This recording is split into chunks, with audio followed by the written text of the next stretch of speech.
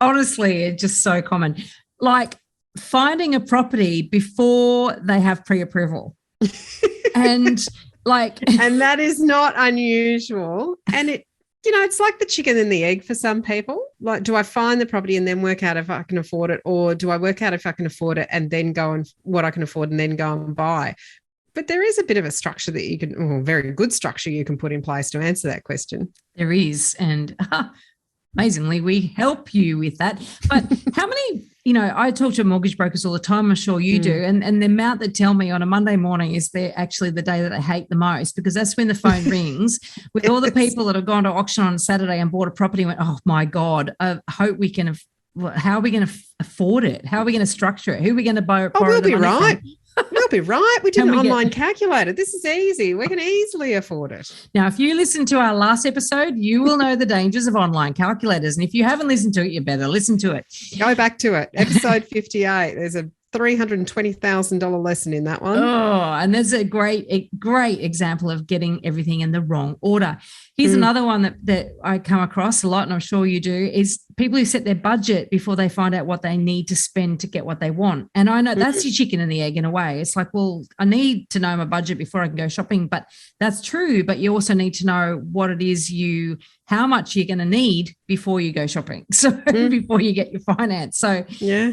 It's getting the 3P mix wrong, or not knowing which P that you need to make sure that you have right, or that you need to have all 3 Ps right. Yeah. Because we're talking about position, property, price. We talk about the 3 Ps.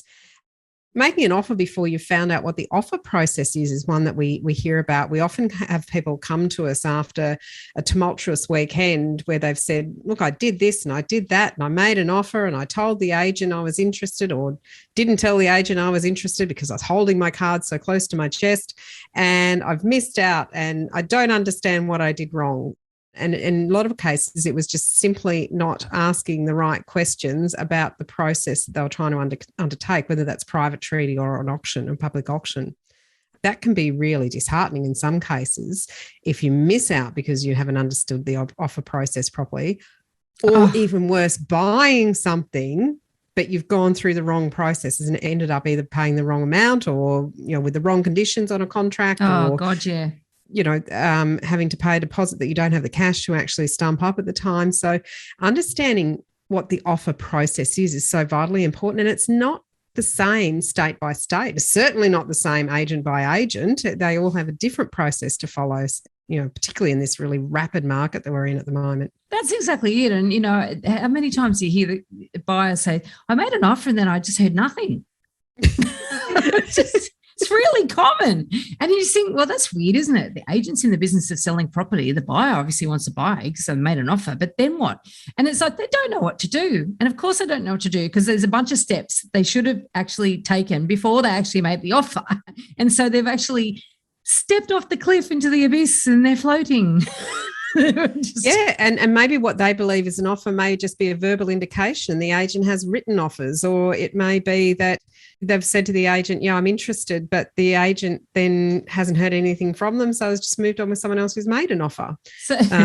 So again, communication with the agent, understanding the offer process is generically, but also how the agent is actually going to handle that offer process. It's a really big part of understanding how to put all the pieces together in the puzzle to make the big picture.